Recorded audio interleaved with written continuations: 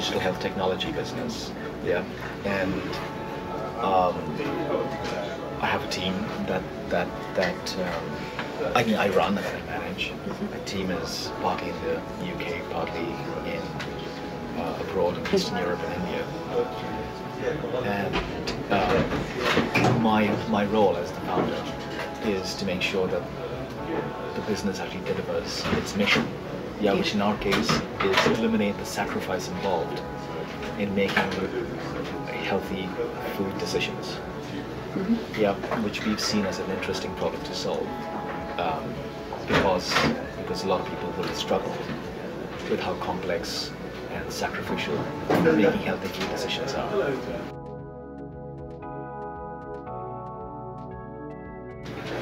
So we work as part of a global network of facilities like this, which are sort of quite high-end facilities. So they exist in New York, San Francisco, Boston, Washington, London, Munich, Paris, Shanghai, I think India.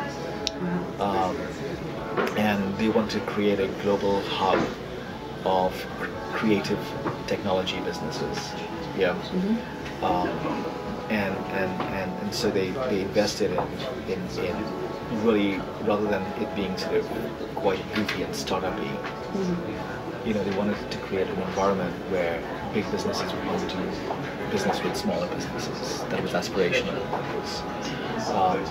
And so that is really about the environment. So the environment has got this floor, which is what the hot desk is. Then all the floors below have got private offices, with meeting rooms, etc. And so we're one of the businesses downstairs, and we've got a private office, and that has got room for 4 people, and then access to meeting rooms, etc. So in our team, we've got a mobile marketing and operations expert, who's the COO of the business, and he's a co-founder. We've then got a nutritional science expert working for us full-time, Ruth, ex-King's College. And then we've got a user experience design person. And very soon we're going to be bringing on more interns into the business, technology interns, and social media. And then that'll be our team, sort of over here in the UK. But then we've also got 5 developers working for us abroad, full time. Yeah, 2 in Eastern Europe and 3 in India. Expanding quickly. Yeah, so it's a little bit expanding. Yeah.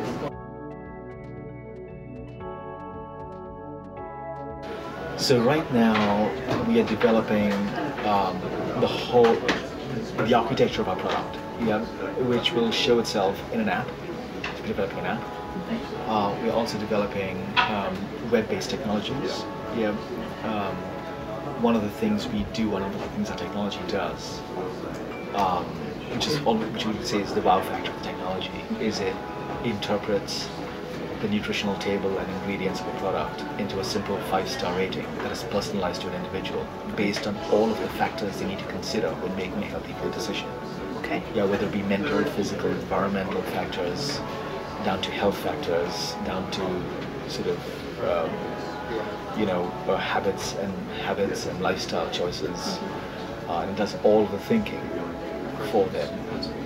And so we are embedding the technology where the technology needs to be embedded in partner websites, like large retailers, online shopping websites, to personalize their shopping experience, but as well as a mobile app that we're developing so that people can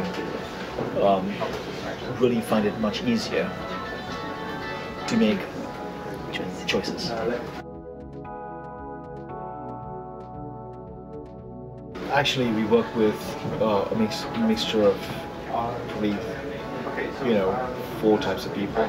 Yeah, we work with a lot of academics. Yeah, so Robert and Susan, we have a close relationship with. We've been on this journey, been invaluable on this journey for many years, for quite a long time, ever since the very idea, the first idea. But then we also work with the likes of a senior dietitian, yeah, who is quite a big influencer, written 15 books, and that's part of our stakeholder influencing strategy. Yeah, we then work with channel partners, so like retailers, etc. Yeah, and then we've got a whole team of technologists as well. So our world is actually very, very spread. Academics are one key stakeholder, but they're one of many. Yeah. And then in my role, I've also got to work with investors. Yeah.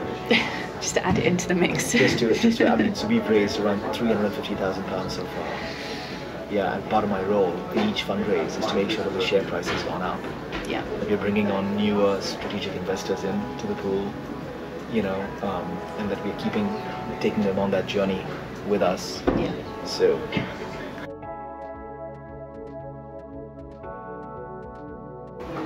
It was sort of quite organic, actually. Yeah.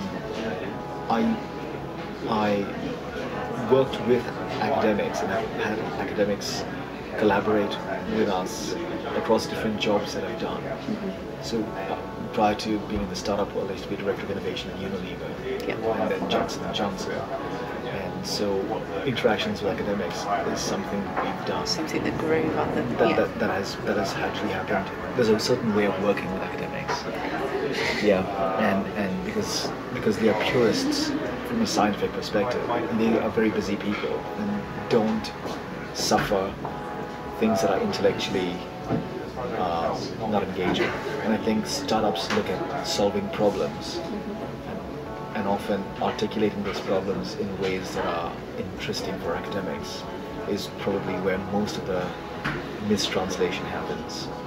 And so I think for us, we've had relationships with academics that have just been organic. So in the case of Robert and Susan, I ran a network, for a while, and Robert was one of the speakers. Yeah, my co-founder, Dr. Ransu, is also an academic at Queen Mary. I met her through the same network, and so out of that relationship, really, it just grew from there.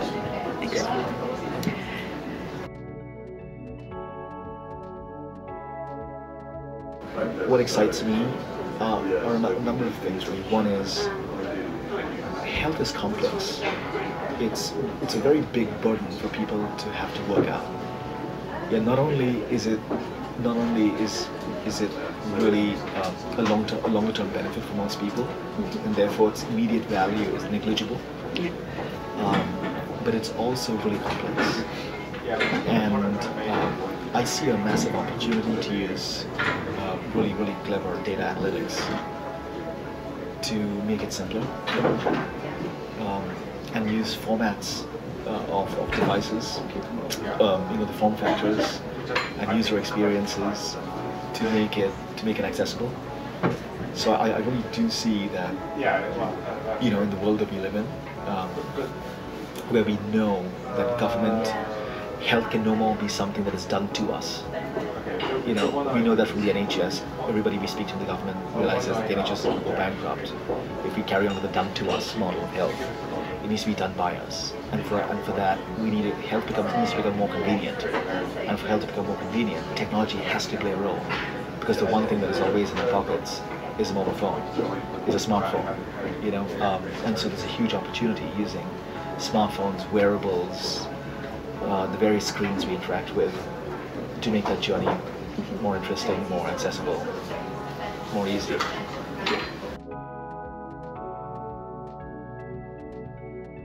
I know what the vision is of my business, and I think my North Star is what I would call behavior yield, not behavior change.